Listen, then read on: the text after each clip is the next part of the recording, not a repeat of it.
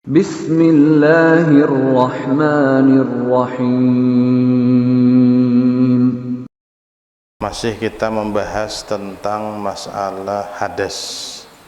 Minggu dahulu kita berbicara tentang hadas kecil. Hadas itu ujar ngarannya al-amrul i'tibari al-qaim bil a'dha al-mani sihhatas salah haitsu la murakhisa. Itu ngarannya hadas.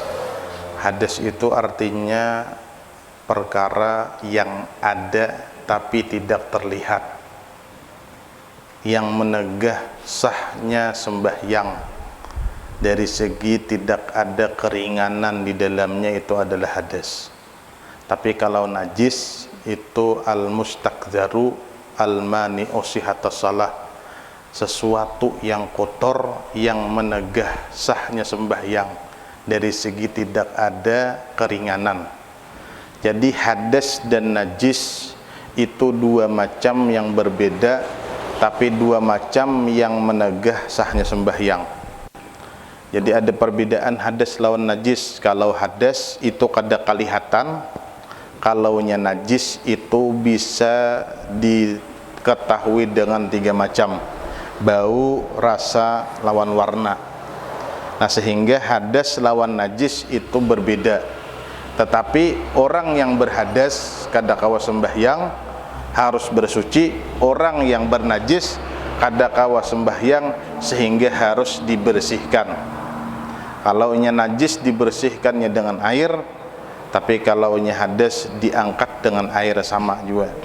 Nah, tetapi najis kada kawa disucikan apa ngarannya dengan selain air, terkecuali batu di dalam istinja. Tapi kalau inya hadas bisa diganti lawan tayamum. Jadi ada perbedaan.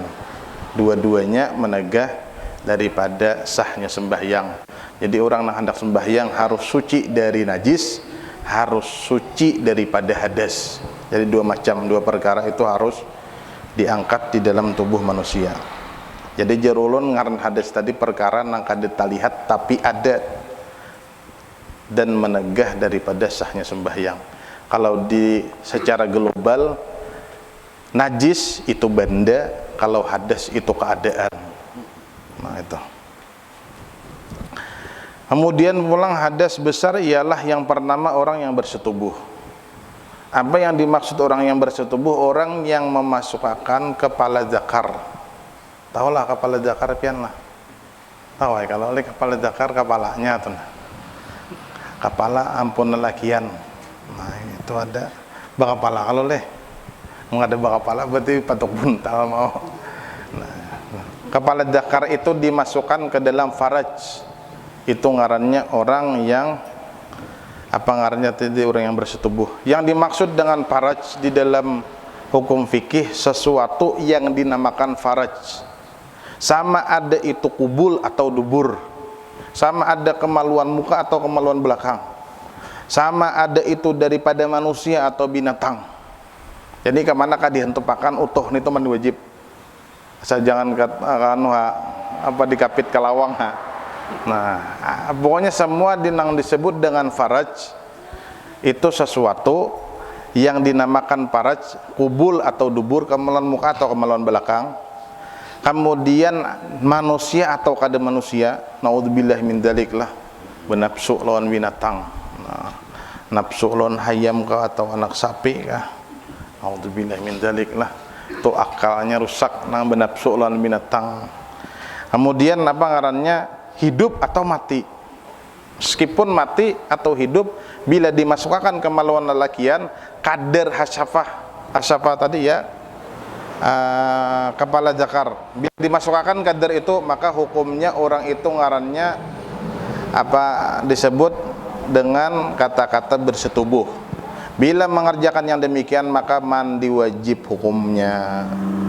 Mandi namunnya mengulai-ngulai di muka aja panggil kada mandi wajib lah. Namun mengulai-ngulai aja. Nah, hendak ada dijelaskan dia belajaran kan. Amunnya misalnya anda tahu ulai aja tapi kita masuk ada mandi wajib. Nah, amun diculuk-culup sedikit nah mandi alhamdulillah. Ya sedikit bila tak masuk sudah kepalanya maka hukumnya mandi wajib. Cuman jarang pang nang sedikit nele bisa menyelajur.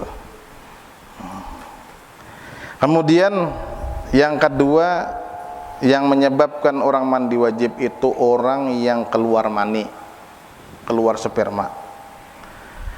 Maka mani itu apabila masih di dalam kada wajib mandi. Meskipun sudah kemudian jahandak tapi kada keluarnya kada wajib mandi.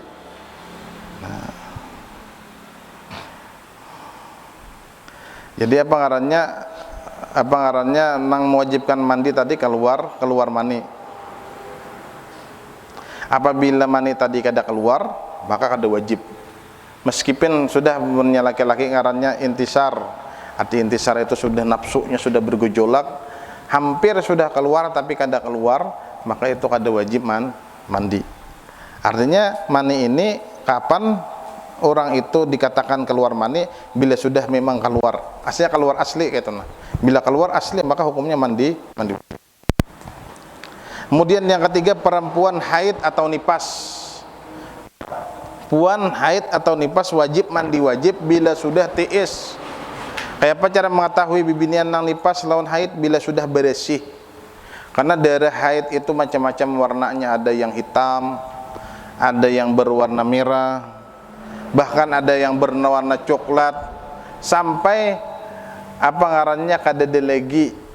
Nah maka itu disebut dengan suci daripada haid. Nah maka mandi wajib. Nah maka bagi bibinian memerhatikanlah, jangan dilembatakan. Istilahnya biasanya bibinian itu tergantung kebiasaan panglah, asal jangan meminum obat atau bersuntik nang kabin itu insyaallah normal hajanya bila 7 hari terus. Nah tapi bila inya bersuntik atau berobat bisa haid ini kada normal, bisa kena putus-putus, sehari keluar darah, 2 hari kada keluar pulang. Nah maka itu harus belajar secara cermat dan dipahami, maka diketahui darah yang keluar dari haid apabila inya masih waktu haid maka hukumnya darah haid. Maka yang berkaitan kena sembahyang kada wajib, kemudian puasa harus diqadha. Nah itu bagi orang nang haid. Kemudian menghilangkan hadas besar ini dengan mandi atau dengan tayamum bagi orang yang ada sebab. Jadi bila inya orang itu berhadas besar maka wajiblah bagi inya mandi. Mandi ini rukunnya 2 macam. Haji yang pertama niat, yang kedua menyampaikan air ke seluruh tubuh. Tapi dengan zan, prasangka, bila sudah asal liput mulai atas kepala sampai hujung betis cukup sudah. Dan perhatikan banyunya harus suci lagi mensucikan bagi lainnya, atau dikategorikan air itu air yang tahirun mutahhir. Nah, suci kemudian mensucikan. Kemudian diharamkan bagi orang yang berhadas besar, haram jualah. Yang pertama sembahyang. Orang yang berhadas besar kada boleh kada sembahyang. Bila berhadas besar mandi dia ulangnya sembahyang. Ya mau juga ada keingatan sembahyang subuh maka jadi imam, nah ada keingatan dia mandi wajib. Nah betul langsung sembahyangnya lah. Nah langsung keluar. Jangan tarusakan nih batu untuk sembayangan. Pak aku tadi jadi imam nggak mandi wajib. Nah bisa mengharam seberataan. Bisa mengharam artinya kada sah seberataan. Nah, jadi harus mandi wajib. Kemudian yang kedua tawaf, sama aja orang kada berwudu, kada. Kenapa? Karena tawaf iman berarti sholat. Karena tawaf itu kedudukannya sama lawan sembahyang. Kemudian yang ketiga menyentuh Quran, sama juga orang kada berwudu, orang berhadas besar kada boleh menjapai Quran. Apabila hendak menjapai, maka ini harus dalam keadaan suci. Yang keempat mengangkat Quran, menjapai aja kada boleh, mengangkat pulang. Nah. Kemudian yang kelima lebihnya membaca Quran untuk mendaras. Orang yang berhadas besar, orang junub, orang haid kada boleh membaca Quran. Untuk tujuannya membaca Quran, amunnya tujuannya mengambil berkah boleh aja.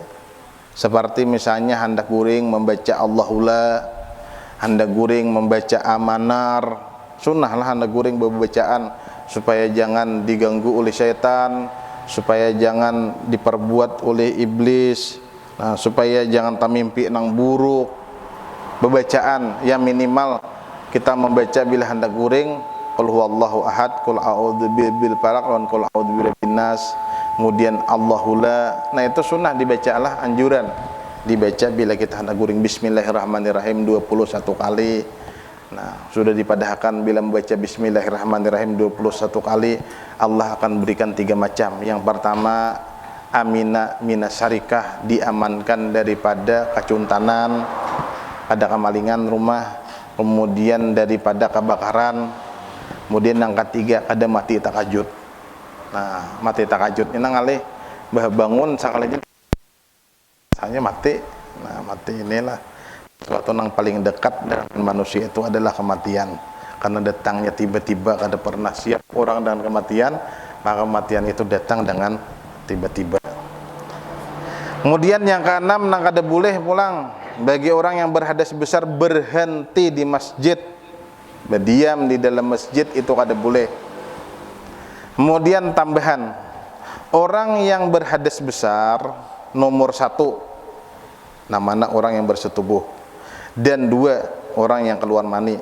Tidak diharamkan masuk di satu pintu masjid dan keluar di pintu yang lain dengan tiada berhenti. Apabila mondar mandir hukumnya haram. Misalnya ini kan langgar, ini kan hukum masjid, masuk sini keluar sana kada apa-apa.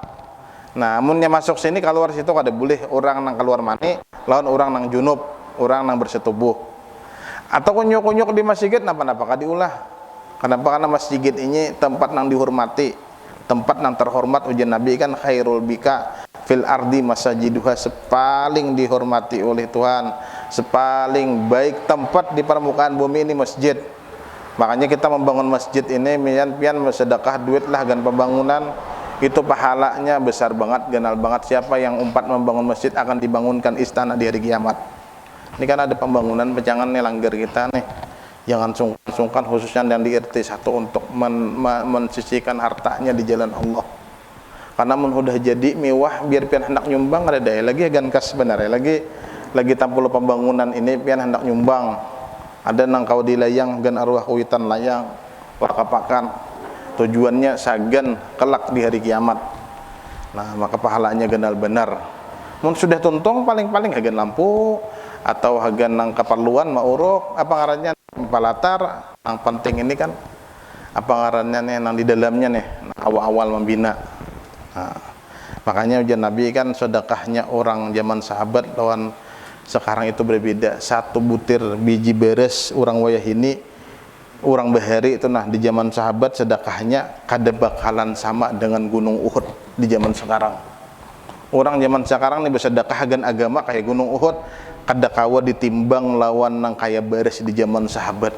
Kenapa? Karena ketika itu sangat diperlukan dengan uang, karena kada ada uangnya, sehingga sedekah nang sedikit itu nilainya mahal.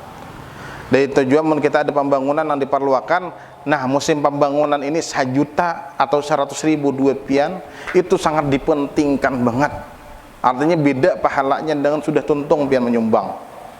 Jangan mahadang awain aja bila berduit nyumbang mahadang berduit banget kalau sawat tuntung masih gitu, tuntung langgar sawat ada sarana mahadang, ada sarananya mahadang apa ngarannya tuntung banget. Nah, kada sarana mahadang sugih banget kayak itu. Nah, bila ada rezeki sisihkan, ada rezeki sisihkan untuk pembangunan, karena diharapkan buat mudahan setahun tuntung. Jadi kadang alih tahun dudi sudah kita bersih langgar, nah bersih aja pacangan.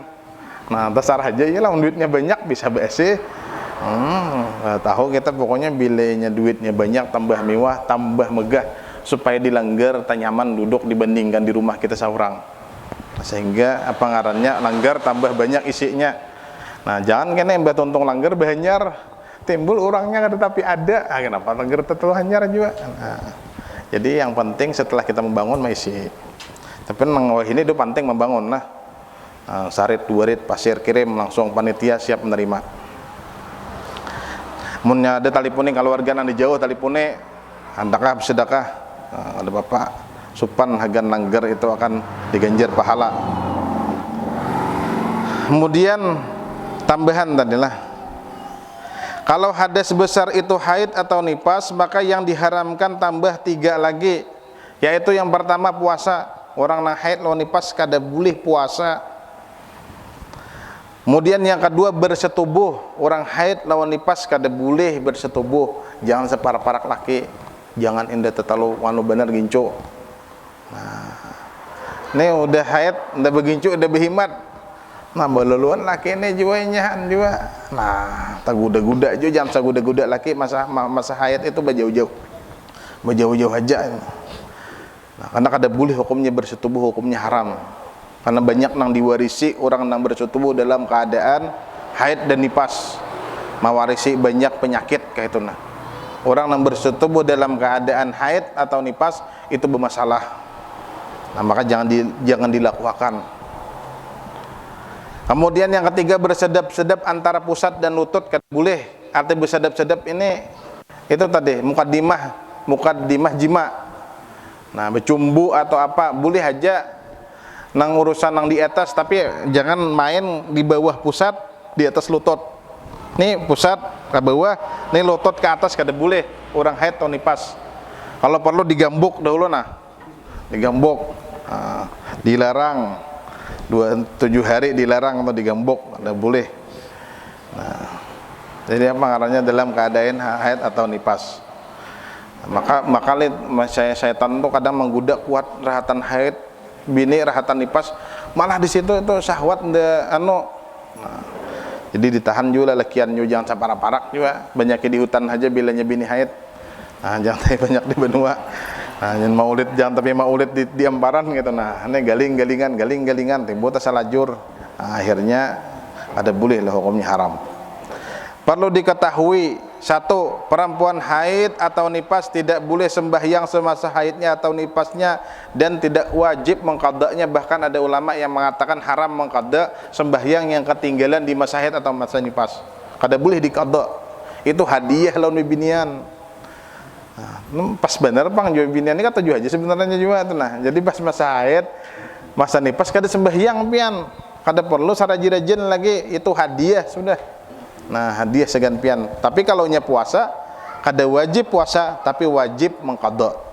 Nah, wajib dikada puasa, karena puasa tadi setahun sekali. Perempuan haid atau nifas tidak boleh puasa semasa haidnya atau nifasnya dan wajib mengqadanya. Tapi hati-hati, keadaan masa nifas atau masa haid dicicil lah, jangan dibiarkan, jangan menghadang sempit waktu. Kadang-kadang bibinian, aku jaga kain aja bulan Sa'ban dia mengqada puasa nih, masuk Sa'ban sehari kada takada, parak separuh dah aku jadi hujung-hujung aja, habis Sa'ban kada takada. Nah, maka bila inya tahun ini misalnya nih han, bibinian haid 7 hari kada takada, tetamu bulan Ramadan akan datang, bila kada takada, maka imbah bulan Ramadan itu 1 mut, wajib setiap 1 hari puasa dikada 1 mut bayar. 1 mut itu kurang sedikit daripada salitar. Bila inya 2 tahun 2 mut, bila 3 tahun 3 mut, munnya 50 tahun pang 50 mut sehari, nyak banget 50 mut 50 liter. Sabalik 20 liter berarti 2 balik setengah parak. Nah, 2 balik setengah sekali ya puasa, jadi dikada kayak itu. Nah, jadi masalah puasa itu harus dikada. Jangan sampai orang haid dan orang nifas ini kada mengerti. Nah, kemudian pulang minggu akan datang penjelasan masalah haid dan nifas.